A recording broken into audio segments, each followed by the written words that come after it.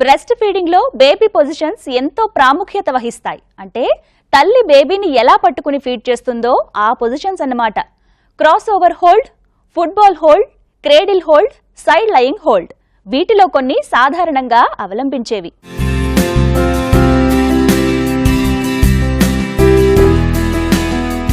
Breast feed చేసే సమయంలో తల్లి శిశువులిద్దరూ అనుకూలమైన పొజిషన్లో ఉండడం తప్పనిసరి. తల్లి ఒడిలో బేబీ పక్కకి తిరిగి చనుమొన వైపుగా ఉండాలి. శిశువుకి బాడీ అంతా కూడా తల్లివైపు కుండేలా చూసుకోవాలి. తల్లికి బేబీ పొట్ట తగులుతూ బేబీ చెవి, భుజం, హిప్ ఇవన్నీ ఒకే లైన్లో ఉండేలా చూసుకోవాలి. ఇదంతా కూడా నిపిల్ని సరిగ్గా లాచ్ పట్టుకునేందుకు వీలుగా ఉండేందుకు ఉపయోగపడేవి.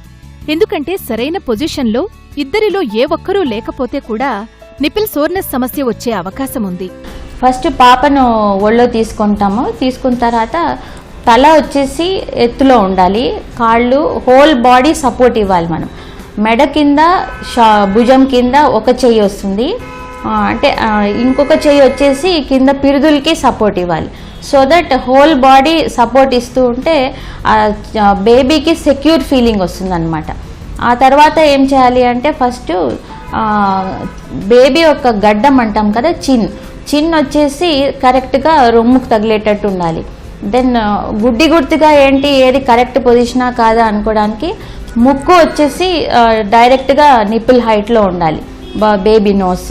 సో రెండు వచ్చినప్పుడు నిదానంగా మనము చెంప స్టిమ్యులేట్ చేస్తే తనకు సకింగ్ రిఫ్లెక్స్ స్టార్ట్ అవుతుంది. As early as 2 hours after డెలివరీకే బేబీ రెడీగా ఉంటుంది పాలు తాగడానికి.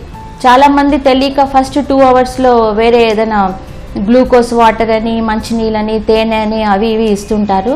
ఏది చేయక్కర్లేదు. ప్రాపర్గా స్టిమ్యులస్ ఇచ్చి మదర్కు కాన్ఫిడెన్స్ క్రియేట్ చేసి బేబీని అట్లా పట్టుకుంటే సరిపోతుంది. నవజాత శిశువుకి మొదటి 2 నుంచి 3 వారాల బ్రెస్ట్ ఫీడ్ చేసే సమయంలో సాధారణంగా క్రాస్ ఓవర్ హోల్డ్ పొజిషన్ని ఫాలో కావలసిందిగా లాక్టేషన్ ఎక్స్పర్ట్స్ సూచిస్తారు.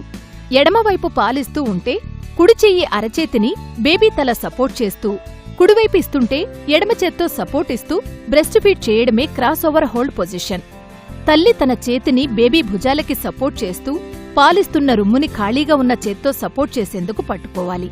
ఇలా చేయడం వల్ల బేబీ తల్లి చనువన సరిగా పట్టుకుని పాలు సక్ చేసేందుకు సపోర్ట్ ఇచ్చినట్లవుతుంది.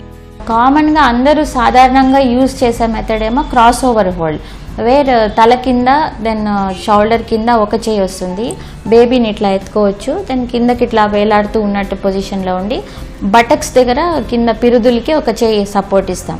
అండ్ మదర్ ఎప్పుడూ కిందికి ఇట్లా వంగకూడదు, బేబీనే పైకి ఎత్తుకోవాలి. బట్ అట్లా ఎత్తుకున్నప్పుడు కంఫర్టబుల్గా ఉండడానికి కింద ఏదైనా ఎత్తుగా తలగడ కానీ పెట్టుకొని దాని మీద బేబీని పెట్టి తీసుకోవచ్చు. కామన్గా 75% ఆఫ్ ద కేసెస్లో ఈ పొజిషన్తో కంఫర్టబుల్గా మదర్స్ ఫీడింగ్ ఇవ్వగలరు. శిశువు పుట్టిన తరువాత మొదటి 2 వారాల్లో అత్యధికంగా ఫాలో అయ్యే మరో breast feeding position football position. సాధారణంగా సీ-సెక్షన్ అయిన స్త్రీలకి బ్రెస్ట్ ఫీడింగ్కి ఈ పొజిషన్ వీలుగా ఉంటుంది. పొట్టకి అసలు బేబీ టచ్ కాకుండా, ఫలితంగా కుట్లపై ఎలాంటి ప్రభావం పడకుండా ఉండేందుకు వీలుగా ఉండే పొజిషన్ ఇది. వెనక నుంచి బేబీని తల్లి తన చెయ్యి క్రిందుగా బ్రెస్ట్ వైపు ఫేస్ చేసే పొజిషన్ ఇది. సాధారణంగా ట్విన్స్కి ఒకేసారి ఫీడ్ చేయాలన్నా కూడా ఇది సరైన పొజిషన్. ఏదైనా ప్రత్యేక పరిస్థితుల్లో లైక్ ఇప్పుడు ట్విన్స్ ఉంటారు, దెన్ సిజేరియన్ సెక్షన్ అయ్యి మదర్ చాలా వెయిట్ గెయిన్ చేసి ఉంటారు, పొట్ట పెద్దదిగా ఉంటుంది. అట్లాంటప్పుడు ఆమె లేచి కూర్చోలేదు, పిల్లల్ని ఇట్లా ఎత్తుకోలేని పొజిషన్లో ఫుట్బాల్ పొజిషన్ అని ఒక విధానం ఉంది. అందులో వెనక నుంచి పిల్లల బాడీని కింద పండుకోబెట్టేసి తల మాత్రం బాడీ మీదకి వచ్చేటట్టు 2 చేతులతో ఇట్లా పట్టుకొని తల పొజిషన్ చేసి నిపుల్కు దగ్గరలో చేర్చి ఇంకొక అసిస్టెంట్ హెల్ప్తో ఒక 2 assistants ఉండాలి. ఇటువైపు బేబీని అటువైపు బేబీని కొంచెం హెల్ప్ చేసే పొజిషన్లో ఇవ్వచ్చు. 2 వారాల బ్రెస్ట్ ఫీడింగ్ పూర్తయిన తరువాత నెమ్మదిగా మీ కంఫర్ట్ ఆధారంగా క్రాడిల్ పొజిషన్లో బ్రెస్ట్ ఫీడ్ చేయొచ్చు. క్రాడిల్ అనే మాటకి ఊయల అని అర్థం. తల్లి తన చేతినే ఊయలలా సపోర్ట్ చేస్తూ బ్రెస్ట్ ఫీడ్ చేయడం. సైడ్ లయింగ్ పొజిషన్ కూడా బ్రెస్ట్ ఫీడింగ్లో తరచూ ఫాలో అయ్యేదే. కాకపోతే తల్లి శిశువు రాత్రివేళ నిద్రలో ఉన్నప్పుడు దీన్ని ఫాలో కావచ్చు. తల్లి ఒక పక్కకి తిరిగి బేబీ తల కాస్త ఎత్తుగా ఉండేలా తన చేతినే ఆసరాగా పెట్టి బేబీని తనవైపు తిప్పుకుని బ్రెస్ట్ ఫీడ్ చేయడమే ఈ పొజిషన్.